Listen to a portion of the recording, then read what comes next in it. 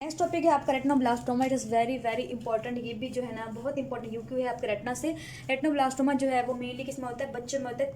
2 से 4 साल के दरमियान या जो मेन एज है वो 3 ईयर से पहले जो है इसकी प्रेजेंटेशन होती है और छोटे बच्चे ही इसमें आते हैं। अब आते कैसे पेशेंट कैसे आते हैं, अब छोटे बच्चे हैं उनको वो क्या बताएंगे। उनके पेरेंट्स आते हैं, वो कहते हैं कि हमारे जो बच्चा है, इसमें प्रेजेंटेशन जो होती है ना वो यूनिलेटरल होती है मेनली ना, बायलेटरल बहुत कम केसेस में होता है। तो वो कहते हैं कि हमारे जो बच्चा है उसकी जो पीपल का एरिया है उसमें हमें वाइट रिफ्लेक्स नजर आता है। समथिंग जो है ना इस लग रहा है जैसे वाइट होता है, क्योंकि नॉर्मली तो हमें ब्लैक नजर आ रहा होता है ना, ठीक है। तो वो कहते हैं कि हमें वाइट वाइट कुछ नजर आ रहा होता है। तो वो होता क्या है कि पीपल के एरिया से वो ट्यूमर नजर आ रहा होता है। वो ट्यूमर जो होता है ना वो वाइट, उसकी कैल्सिफिकेशन वगैरह हो जाती है। सो वो वाइट या फिर येलो जो है वो नजर आता है। तो हमें जब रिफ्लेक्स पड़ता रहता है जैसे वाइट रिफ्लेक्स, इसे हम कहते हैं लीकोकोरिया, ठीक है। लीकोकोरिया के जो है ना DD is very very important, क्योंकि वो रेटिनोब्लास्टोमा में भी हो सकता है। कुछ और डिजीज़ भी ऐसी हैं जिसमें वाइट रिफ्लेक्स हमें नज़र आ सकता है। सो ये डीडीज़ आपने कैटरॉक्ट के अंदर भी किए थे कि ल्यूकोकोरिया की प्रेजेंटेशन होती है, वाइट रिफ्लेक्स नजर आता है। सो इसके अंदर हम बच्चे में करते हैं कि बच्चे में जो है वो कौन कौन से मसले आते हैं। ये जो मसले नहीं सारे बच्चों में, कि बच्चे में जो है वो कंजेंटल कैटरॉक्ट भी हो सकता है, ठीक है। रेटिनोब्लास्टोमा तो हमने कर लिया ना किसके अंदर होगा। फिर एक तो हमने ये करना है कंजेंटल कैटरॉक्ट, और सेकंड ये करना है। सो हमने जो करने हैं वो ये दो ही करने हैं। सो इन दोनों का डिफरेंशिएट हम पता है कैसे करना होता है। एक तो कि मैलिग्नेंट ट्यूमर होता है, ठीक है। बाकी इसमें और फीचर भी देते हैं तो हम इसमें डिफरेंशिएट कर लेते हैं। कैटरॉक्ट होगा तो फिर वो हम पता है कि उसमें बायलैटरल प्रेजेंटेशन होती है मेनली। अच्छा, इसके अलावा ना स्यूडोग्रायोमा, कोई ना ट्यूमर ऐसा बन गया जो कि मतलब ट्यूमर नहीं है बट ऐसा लग रहा है कि वो हो गया है। वैसे इसका जो नाम है सेकंड वो ये है ग्लायोमा ऑफ रेटिना, ठीक है। तो ये भी आपने याद रखना है, रेटिनोब्लास्टोमा का नाम। अच्छा, अब स्यूडोग्लायोमा कब होगा, जब कोई इन्फ्लेमेशन हो जाए, कोई टीबी हो जाए, टॉक्सिकेरिया इन्फेस्टेशन हो जाए, या फिर कंजेंटल कोई डिफेक्ट, जैसे अगर रेटिना है, सपोज करेंगे रेटिना है तो रेटिना का जो ये पार्ट है वो बना ही नहीं है। जब वो बनेगा ही नहीं तो हमें पीपल से वाइट वाइट नजर आ रहा होगा, ठीक है। और अगर जो है हमारा रेट्रोलेंटल मतलब जो लेंस के पीछे जो एरिया है वहाँ पे इसका फाइब्रोप्लेजिया हो जाए तो हमें वाइटिश कलर का जो है वहाँ पे फाइबर्स वगैरह नजर आ रहे होंगे। सो रिफ्लेक्स हमारा जो है ना व्हाइट कलर का ही होगा। इसके अलावा कोर्स डिजीज हो सकती है, कोरोइडल जो है कोलोबोमा हो सकता है। कोलोबोमा का मतलब ये होता है कि वो चीज़ जो है वहाँ डिफेक्टिव होती है, कोरोइड का कोई डिफेक्ट आ जाए तब भी नजर आ सकता है। ये रेटिना का जो है वो डिस्प्लेसिया हो जाए। सो ये बिल्कुल ईजी से हैं, तो आपने ये याद करने, ये आपके जो है इंपॉर्टेंट यू क्यू है। तो हमारी इंपॉर्टेंट चीज़ है वो फर्दर हम डिटेल्स इसको पढ़ते हैं। इसे मैंने कहा कि ग्लायोमा रेटिना ही कहते हैं। कंजेंटल ये मैलिग्नेंट ट्यूमर होता है, बहुत इंपॉर्टेंट है। और किस सेल से रिजनेट होता है, रेटिनोब्लास्ट से, ठीक है। रेटिनोब्लास्ट कौन से होते हैं, जो कि हमारे में जो प्रिमिटिव सेल्स होते हैं रेटिना के, वहाँ से डेवलप करता है। जब सपोज करें कि रेटिना है, ठीक है, बाकी सेल्स ठीक थे, यहाँ पे जो है वो प्रिमिटिव सेल्स आके उन्होंने ग्रोथ की, करते करते करते करते वो इतने ज़्यादा बड़े हो गए हैं, ठीक है। अब इतने ज़्यादा बड़े हो गए हैं और कहाँ से ओरिजिनल होंगे, रेटिनोब्लास्ट से होंगे। तो हमें कैसे को ल्यूकोकोरिया की प्रेजेंटेशन होगी। मोस्ट कॉमन ये है malignant tumour of the I in the infants, मतलब चिल्ड्रन के अंदर मोस्ट कॉमन यही होता है। और हमने बता दिया कि इसमें ना मेल फीमेल दोनों में होता है और 3 ईयर्स पहले ही होता है। बात करते हैं नेक्स्ट कि इसकी इनहेरिटेंस कैसे होती है, कैसे ये जो है वो ट्रांसमिट होता है।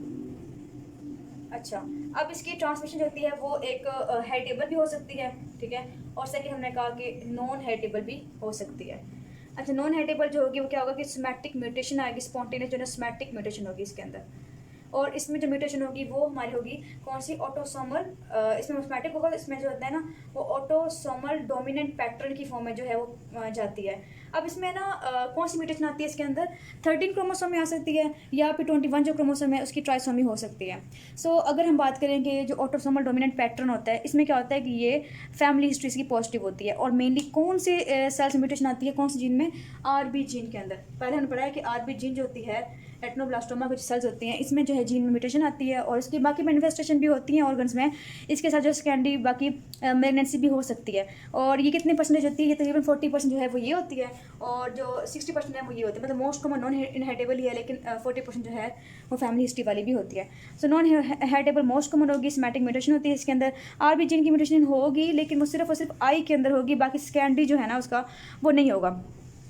बच्चों, हम नेक्स्ट बात करते हैं कि इसके ना इंपॉर्टेंट यू क्यू है। लास्ट ईयर जो एग्जाम पे इसका यू क्यू आया था रेटिनोब्लास्टोमा का, उसमें 2 बातें पूछी हुई थी कि इसका ग्रोथ पैटर्न क्या है, ठीक है। अच्छा, इसके ना टाइप्स जो हैं वो किस तरह करते हैं, आपने याद रखना है इसके कि टाइप्स हमने किस तरह डिवाइड करना है। टाइप्स 2 तरह डिवाइड कर सकते हैं। एक तो है इसकी ग्रोथ पैटर्न के लिहाज से कि किस तरह ये ग्रोथ करता है, ठीक है।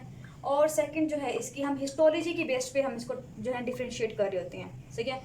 अच्छा, अब ये है कि हिस्टोलॉजी की बेस पे ये हो सकते हैं वेल डिफ्रेंशिएटेड हो सकते हैं, और जो है पोली जो है वो डिफरेंशिएटेड हो सकते हैं। अब पोली डिफरेंशिएटेड सेल जो होंगे वो क्या होंगे, वो छोटे छोटे सेल्स होंगे, ठीक है। उनका जो है वो बाहर जो साइटोप्लाज्म कम होगा, न्यूक्लियस जो है वो बहुत बड़े बड़े बड़े होंगे।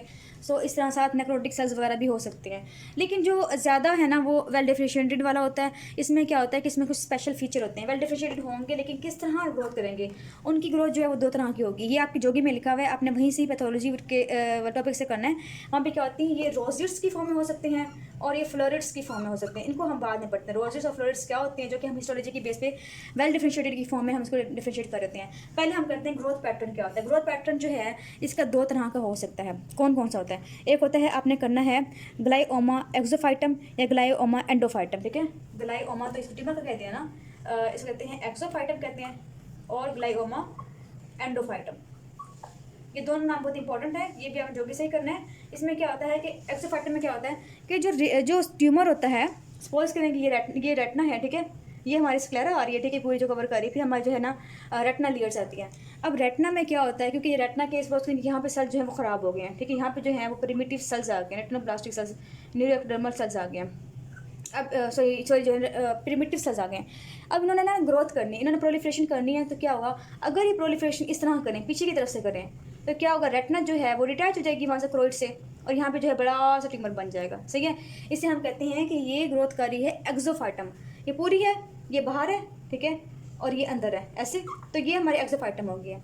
एंडोफाइटम में क्या होगा कि ये हमारी जब ग्रोथ हो रही होती है, सपोज ये ट्यूमर यहाँ पे था, ये सेल्स थे, इन्होंने ग्रोथ इस तरफ किया है, किया कि इतना बड़ा यहाँ पे हो गया, तो इसे हम कहते हैं कि ये कौन सी होती है, एंडोफाइटम होती है। सो ये दो ग्रोथ पैटर्न है। नेक्स्ट हम टाइप करते हैं कौन सी हम करते हैं, जो हमने हिस्टोलॉजी की बेस पे हमने करने हैं। सो उसमें क्या होता है कि हम हिस्टोलॉजी के लिए वो इस ट्यूमर का जो है वो लेना होता है, ठीक है, यहाँ से हमने जो है ट्यूमर का पार्ट ले लिया, सपोज करेंगे ये ट्यूमर था हमारा, तो हमने यहाँ से जो है वो सेल्स ले लिए। लेने के बाद हमने अंडर माइक्रोस्कोप से एग्जामिनेशन की तो हमें दो तरह की सेल्स मिले, ठीक है, या तो वो मिल सकती हैं रोजिड्स, ठीक है, या वो मिल सकते हैं फ्लोरिड्स। अब ये क्या होते हैं, इनकी एक पैटर्न होती है डिफरेंशिएशन की। सबसे पहले हम बात करते हैं रोजिड्स की। रोजिड्स की जो है फर्दर आपको टाइप बताई हुई है। एक तो रोजिड्स प्योर हो सकते हैं, सेकंड जो है ना वो स्यूडो रोजिड भी हो सकते हैं, वो हम फर्दर पढ़ते हैं। इसमें हमने कह दिया कि इसमें जो फर्दर इसकी टाइप आती है वो होते हैं फ्लेक्सर विंटरस्टाइनर रोजिड। आपकी जोगी में लिखा हुआ है फ्लेक्सर विंटरस्टाइनर रोजिड्स लिखे हुए हैं, और सेकंड जो लिखी हुई है इसके अंदर टाइप वो लिखी हुई है होमर राइट रोजिड, ठीक है, होमर राइट रोजिस लिखे हुए हैं, और थर्ड जो लिखा हुआ है वो लिखा हुआ है स्यूडो रोजिस लिखा हुआ है। ये तीन लिखे हुए हैं। अब क्या डिफरेंशिएटिंग है इसके अंदर, इसमें ये है कि जो फ्लोरिड जो फ्लेक्सनर वाले होते हैं उसमें क्या होता है कि सेंटर में कैनाल होती है, ठीक है, ये सेंटर में जो है उसकी कैनाल होती है, और इर्द गिर्द जो है वो कॉलमनार की फॉर्म में जो है वो डिफरेंशिएट सेल्स किए होते हैं, इन्हें हम कहते हैं फ्लेक्सनर, ठीक है, विंटरस्टाइनर। ये न्यूक्लियस आ गया इसके अंदर। फिर हम बात करते हैं होमर राइट में क्या होता है कि सेंटर में क्या होती हैं, सेंटर में होती हैं न्यूरल फाइबर्स होती हैं, ठीक है, उसके इर्द गिर्द जो हैं वो सेल्स कॉलमनार सेल्स अरेंज किए होते हैं, इसे हम कहते हैं होमर राइट कहते हैं, ठीक है। स्यूडोरोजिस में क्या होता है कि सेंटर में क्या होगा, सेंटर में ब्लड वेसल्स आ जाती हैं, ठीक है, हालांकि आनी चाहिए थी, सेंटर में ब्लड वेसल्स आ जाती हैं, और इर्द गिर्द जो है वो कॉलमनार सेल जो है उसके अंदर आ जाती है, हम कहते हैं स्यूडोरोजिस कहते हैं। सो ये जो है आपने करना है इसके अंदर, इसकी पैटर्न जो है वो आपने याद रखनी है।